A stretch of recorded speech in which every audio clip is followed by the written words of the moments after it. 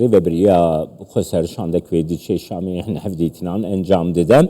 اندامه جوات گشتی انجمن سوریه دموکراتیک مسعد عبدالوهاب خلیل مهوانی منه روش باش که عبدالوهاب که عبدالوهاب گربزانه بم آرمانج چونا و شانده بو شامی چه دبا؟ بله روش باش وره کسی ما گودار دو تماشات بسلا ورزه مجوالنا شو هركز دزاني يعني وانا شانداري ببريا فسر يا غوبري خود الشامي براسيد هركز دزاني بشت اتفاقا دهي اداري نابرا فرمانداريا قصد نقابه حكومه الشامي ده چند خانه بون اتفاق ومذكرن هاتبو جبو جيجكرنا وان خانه راسي افشان بري خود الشامي بشويني ابوري هنا بشويني ايري ببريه هنا سازياري ببريه هنا وشخويا بشين عسكري جنوا بشاندي بسری اساسی جو دانستندن بهتر بلز بینکرن و لیجانی نفچه ببینج بو کاربن تاریکی سر آستا سوری پشتی بینکر.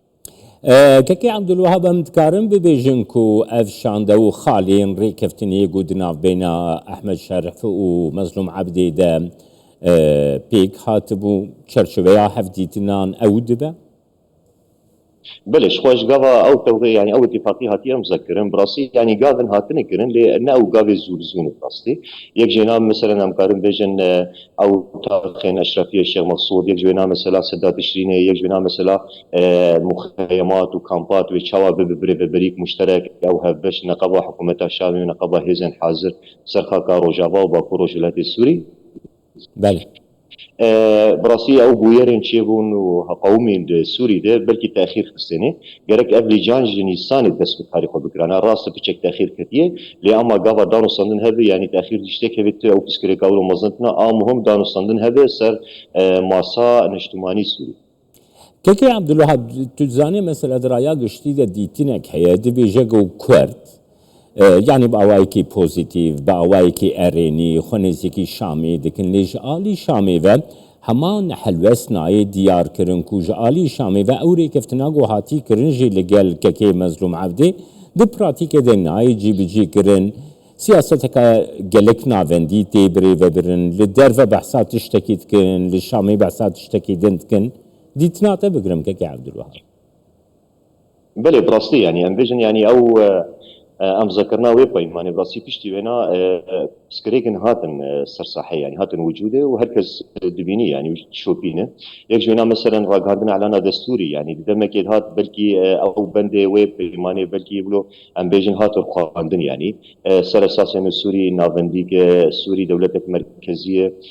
بلكي يعني ام بيجن نوك متوافق بوان خالد دوي بيماني ده لي ام كارم بيجن يعني براسي ما نشوا او حوار بو دانستان جبر دو وجهه مختلف عن النوع كيفن ماسا حواري هي هركز دبيجي يعني دبي حكومه الشامي بيتر اصلا جايه شيء لي استاكيد ديكم يعني توجه الدولي ايرو هي بيشغرتيك جي امريكا هي فرنسا هي جي تحالف بجشتي هي جي حردو طرف سر ماسيرونين وفان اف مشاكل عندنا براواد مانيان اف ملفات عالق ماني جريك جيكر دەست خۆشەر من خۆست زوێ بپرسم کە کەی عەبدولوهاب نوها سەرەتا سەرۆک وەزیرەی هەرێما کوردستانی بۆ واشنگتن هەبوو لەبەر بخۆژی تەوەرێکا جڤیناوان مژارێکا جڤینە وەزیرە دەرەوەی ئەمریکا و سەرۆک وەزیرەی هەرێما کوردستانی مەسرور بەرزانی گرێدایی ڕەوشە مافی پێکهاتەیان بتایبەتی مافی کورد لە سووریە بوو سووریانوودە يعني ديار امريكا جي فرنسا جي وكي كوتا كرم كري يكي تيا اوروبا جي لسر في مسألة رجدن قالوا افيك اتموسفيرك باش جبو بيوندين دينا بين روجاوائي كردستان وشامي دا درست كي عبد الوهاب بله برا نقولوا بزلالي بيجن براسي يعني بيشتي او كونفرنس الكردي هات بجي كرن قامش دولت روجاوائي كردستان ده براسي بيجريا هريما باشور يعني سروكين باشور كردستان براسي رولكي پر باشات لیستن تاكيد روجانه تيكرن غير ما في كردا جيجي كرن بالدستور السوري بيكرن او جي عمق مني كردستاني امكارن جي استفاده بكن براسي ونتائج بينا اثر صحيح بينن او جي ارينيكي سر جمله روجاوي كردستان وجي سباسي براسي امكار سباسي غير جي جواريكن لسه كاري تيكرن جبو ما فين كرد از باورم يعني او توجهات دولي قرتنا ريفبريان يعني سكرتيرن اير جريداين بارتيان سياسي باشور كردستان یان سەرۆک مسعود بەرزانی بڕاستی پڕۆلێکی ئیجابی هاتی دیستن ji bo vêna ez bawerim yanî gerek îroro Kurd jî yek xwedî nerîn bin yek xwedî helbes bin û heta yanî ev li jina hîwarî a navê rêveberiya Xweser dan û sandinê bike gerek ji tensîqê nekeve tensîq hebe navbera wê û şanda Kurdî de a wê jî berê xwe dişan. دەستخۆشکەکی عەبدولوهاب دixwazim bizanibim gelo ev şanda ku ji divê konferansê de biryar li ser hatibû dan ku şanda siyasî ya Rojavayê Kurdistanê gelo demekê nêzik de diçe Şamê divê derbarê de ger te hin zanyariya binkekê Abdülwahab? Belê birastî yanî em bêjin her du taraf amedin jê re gerek nêzik ne du şanda Kurdî a taybet rengî gînekewî ew jî berê xwe bidişan. Ji bo vêna ez bawerim yanî ez tim bera tensîqeke bi neqeba navbera her du wekdadê û bera yanî em bêjin wek şanda ago bi navê rêveberiya Xweser rast e bi navê rêveberiya Xweser lê ema Kurd jî cê xwe tê digirin ji bo logî tensîqeke bi neqeba wê şanda Kurdî de gelekî baş be nêzik ne du xwe ew jî ê berê xwe bidin Dîmeşqê û ser vî esasî ez bawerim wê tiştekî erênî hebin yani. Her wiha kekê Abdülwahab niha te bixwe jî diyar kir û em bixwe jî dişopînin ku li ser erdê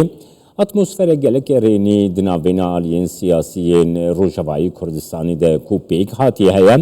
ev yek çi hêzê didê bo rewşa çareseriya pirsa Kurd li Sûriyeyê her wiha bo pêkhatiyên din jî gelo ev yek dikarî bibe binemayek ji bo çareserkirina rewşa pêkhatiyên û olên cuda jî li Sûriyeyê kekê Abdülwahab. berê tim digotin yanî berê heta rejîma Besê digot digo Kurd neyekin em nizan bê Kurd çi dixwazin dijminê Kurda tim dixwest bi qaxeta Kurdî bilîzî yanî digotin va Kurdin wilo dixwazin Kurdin jê wilo dixwazin lê ez bawerim îro me ew tecawüz kir wek Kurdê Rojavayê Kurdistan bi girtiyan em bêjin emqê Kurmanî Kurdistanî ser vî esasî ew konferans heldaxistin yek pilçê bû ew pela Kurdî dibêje rengê Sûriye çawa be wê mafê Kurda di Sûriya di nû de çawa bin ev jî erenîkî baş dide rewşa siyasî di Rojavayê Kurdistan û şer'a Kurdî de ya din jî em dixwazin nemakê bidin pêkhatiyê din êgo di herêmê de îro heger Kurd li hev bikin yek pela Kurdî hebe yek daxwaziyên Kurda hebe wê aramiye bînê herêmê ji be heger pirsgirêka Kurda di Sûrî de bijî nekirin çareser nebe ticarî pirsgirêka Sûrî bijî nabe ji bo vêna gerek ew pêkhatiyên din jî ew jî piştgiriya mafên Kurda bikin û ew jî ji bo ez dibêjim heta ew şanda rêveberiya Xweser gerek ew pêkhatiyên nava şandê de piştgiriya şanda Kurdî bikin pêşgiriya konferansa Kurdî daxwaziya milletê Kurdî. Spasiya te dikim kekê Abdülwahab Xelîl endamên civata giştiyan Cîmena Sûriyê Demokratîk Mesede ji Qamişlo gelme.